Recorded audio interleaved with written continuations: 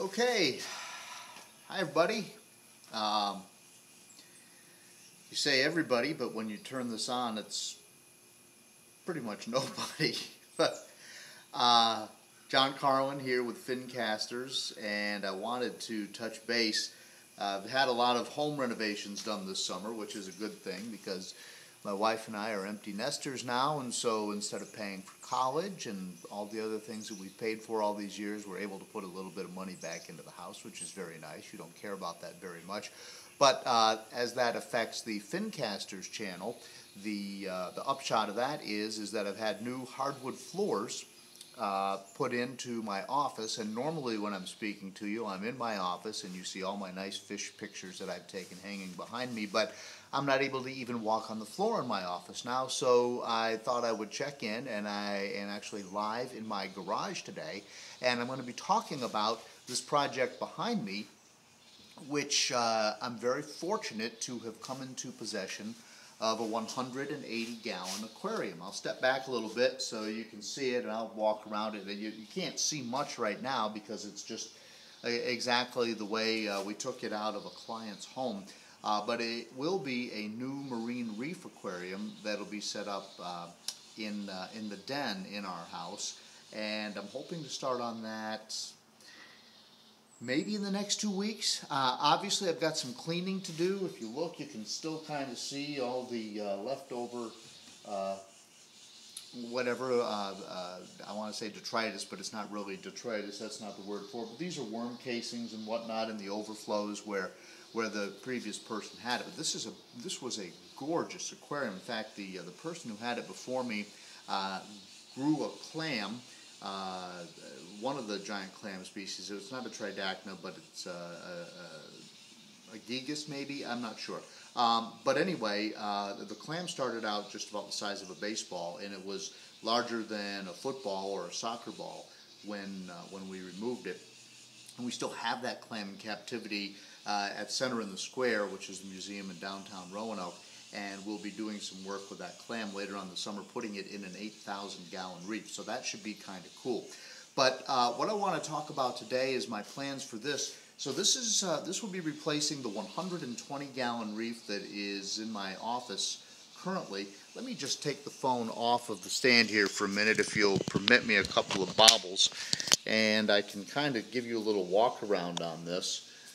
That's the tank right there, and you can see that it is it's in pretty good shape. By the way, right next to it I have a 300-gallon tank which leaks, and so the 300 has some work to do, and I don't have any place in my house for it, but it's difficult for me to use this phone like this. But the 180 is in really, really good shape, so all I'm going to do is clean it up just a little bit, get some of this stuff off of it from the previous owner. Not to say I won't put things on there. This was some of the adhesive that was used for lighting or a monitor or something like that. But I'll be putting a brand new calcium reactor on this aquarium, and we'll be going through that setup. I've got a really good regulator for it from aquariumplants.com, which we paid a premium for. I mean, that is an expensive regulator, but as we go through this process and we go through this setup, I hope you'll find it enjoyable and interesting, because I want to try and kind of educate you along the way as to what we're doing with this aquarium, and then hopefully we'll be following the success and the growth of the corals and so forth. So anyway, but there is the aquarium, and as I said, I think it's in really good shape. It just needs some cleaning, and we'll be working on that. But kind of want to do state of the art. I'll be using Hydra LED lights with it. And I'm going to put the phone back down, if you'll just bear with me for just a moment. We're using the Hydra LEDs, which I've been using on my current 120. Of course, this is a 6-foot tank. My 120 is a 4-foot aquarium, so I'll need a third light, which I now have, to go with the two that I already have. We will be using the same sump that I'm currently using, and then I want to look at some dosing pumps, specifically for Seachem fuel. which is something that I haven't done. I've dosed it manually, but I want to look at dosing pumps for that.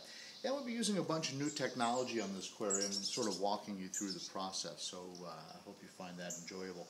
And again, I'm checking in because I really haven't been able to do a lot with the with new Fincast because I can't get in my office. My editing facility is not where it normally is. But a couple of things that I want to talk about. I've interviewed some folks about, you've seen monos, a lot of people have seen brackish aquariums, and brackish aquariums are not super popular in the hobby.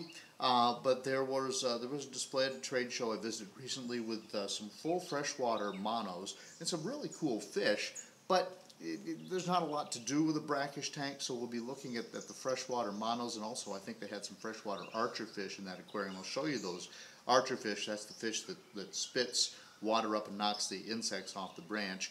So we'll be taking a look at the archerfish and the monos and things you typically would see in a brackish aquarium.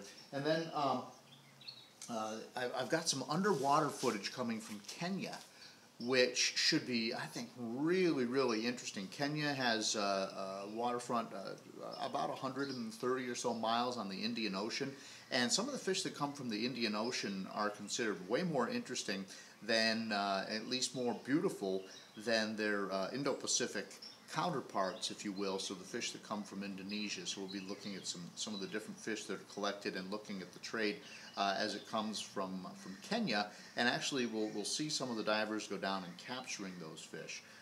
So that should be interesting. Kenya is kind of overlooked, but maybe it shouldn't be.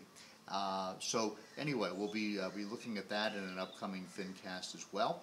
And then I've been talking to the people at ORA, Oceans, Reefs, and Aquariums. They were the initial leaders, and they're still at the forefront of aquaculturing fish in the United States. And they are coming out with, you know, like they invented it. But what they've been able to do is successfully breed a new yellow cardinal fish. It's kind of shaped like a pajama cardinal, because, again, I'm talking about a marine fish here. But it's bright yellow and it's very pretty, and they're starting to produce those in quantity now, so they will be available in the trade, if they're not already, shortly. And as the volume goes up, the price will come down, supply and demand, yada yada. And so that's something that's going on there that I'll be talking about very soon. I've already completed that interview. I just have to basically set it up and get all the editing done on that. So anyway, I'm very excited. I've got a 180-gallon aquarium. It's going into the den in my home as soon as the upstairs, the bedrooms are completed, and I can start working on this. And we got some nice technology, and you'll be watching the build out of this marine tank, and I hope you enjoy that. Meanwhile, of course, I continue to work with my huge driftwood project. There's a whole playlist on that. Just search for huge driftwood or scroll down a little bit on my YouTube channel, Fincasters, and then we've been following the tannin project. And that's going extremely well. A huge playlist going on on the freshwater side and the tannin project.